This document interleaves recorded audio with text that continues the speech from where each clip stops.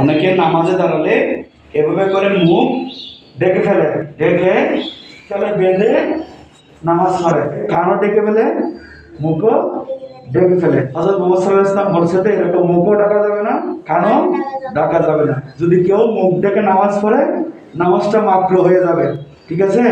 আর কান ডেকে ফেললে এই যে আমাদের বৃদ্ধাঙ্গুলটা এই কানের সাথে লাগতে হবে, বৃদ্ধাঙ্গুলটা এই কানের সাথে লাগতে হবে, ঠিক আছে। যদি না লাগে তাহলে সুন্নত আদায় হবে না। হানাফি মাযহাবের মতে কানের সাথে লাগিয়ে দেওয়া কি সুন্নত। তো এখন আমি যদি আমার কানটা ডেকে ফেলি তাহলে আমার এই তো সুন্নতটা আদায় হবে, সুন্নতটা আদায় হবে না। আমরা মুখ বেঁধে কান বেঁধে নামাজ পড়বো না।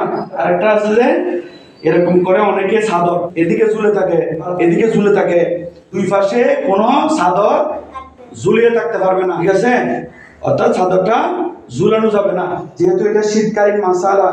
অনেকে শীতকালে এরকম করে থাকে। শীতকালে আমরা কোনো সময় মুখ নাক কান এগুলো ডেকে নামাজ পড়বো না। কেউ যদি মুখ ডেকে নামাজ পড়ে সেটা কি মাকরুহ, এগুলো আমাদের পরিহার করতে হবে।